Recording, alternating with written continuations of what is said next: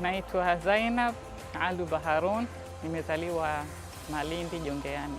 Tuzo ya Kiswahili ya Safal Fasihi ya Afrika imenisaidia sana kwa sababu Mungu hakopeshi ni kazi yangu ya kwanza.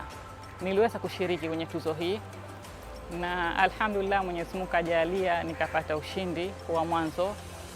Kwa maana hiyo ushindi ule umenifanya unitambulishe kama ni mwanafasihi. Ningelikuwa sikuandika Mungu hakopeshwi kwa wakati ule, nisingeliweza kushiriki na nikapata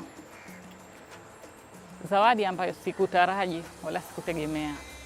Nilikuwa naandika huku nikiangalia vitabu ambavyo nilikuwa nikipenda kusoma wakati huo.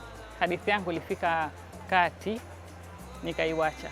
Baada ya miaka miwili nikaja nikaikamilisha tena, lakini pia sikuwa na azma kwamba kuna siku nitaichapisha na itasomwa, kwa sababu sikujua kama naweza kufanya hicho kitu.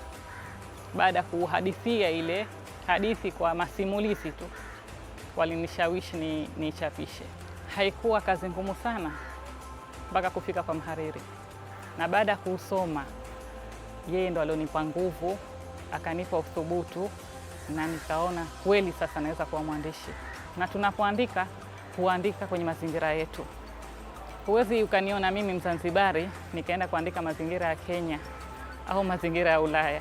Nitaandika mazingira ambayo nayajua na najua matukio yake, najua changamoto zake. Hapo ndo ndipo nitakapoiandika fasihi na fasihi itabaki kuendelea kwenye ukweli wake. Mara nyingi waandishi chipukizi, sio wote, lakini wengi wanategemea kupata fedha zaidi kushinda kile kitu ambacho wanakiingiza kwenye jamii.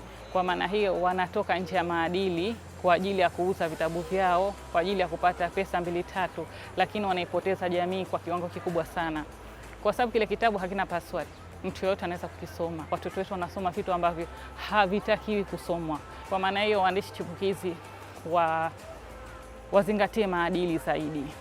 Pesa ni kitu ambacho kitatumika na kitamalizika, lakini kitu ambacho wanakiandika kitaishi dahari na dahari.